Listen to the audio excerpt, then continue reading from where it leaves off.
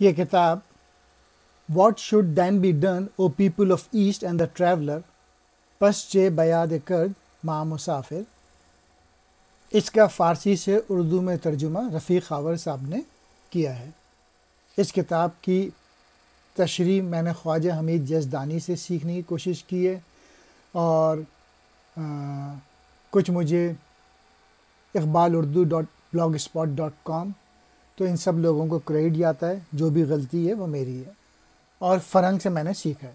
دیار اس سے تازہ سپہ لایا ہوں کہ ہے حرم کے لیے خطرہ بغاوت عقل، زمانہ اس کی حقیقت سے بے خبر ہے ابھی کہ ہے درست قبائے جنوں بقامت عقل، ملا ہے مجھ کو بے فیض جنوں وہ رتبہ کہ ہے طواف میرے در و بام کا سعادت عقل، رہے گی عقل بھی آخر نہ بے حساب و کتاب، نگاہ بندہ مومن کی ہے قیامت عقل۔ میں یعنی علامہ اقبال عشق کی مملکت سے ایک نیا لشکر حرکت میں لا رہا ہوں، اس لیے کہ حرم میں عقل کی بغاوت کا خطرہ ہے۔ علامہ اقبال نے اپنے بیشتر اشعار میں عشق اور عقل کا موازنہ کر کے عقل پر عشق کی برتری ثابت کی ہے۔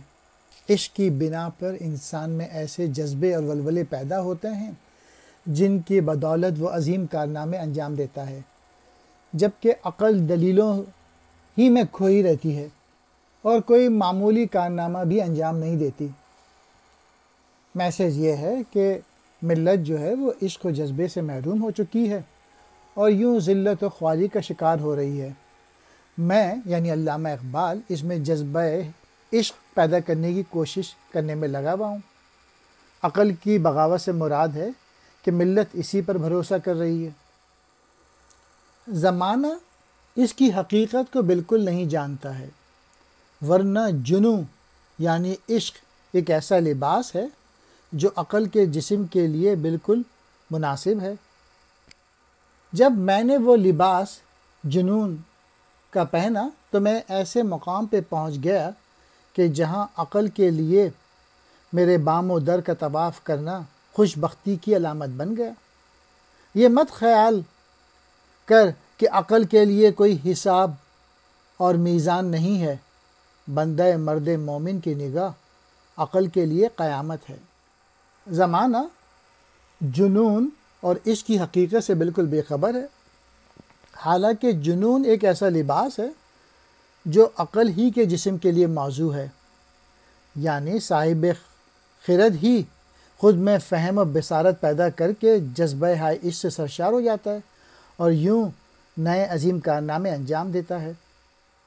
سپاہ تازہ نیا لشکر، قبا کہتے ہیں ایک قسم کا لباس، طواف کہتے ہیں چکر کاٹنا۔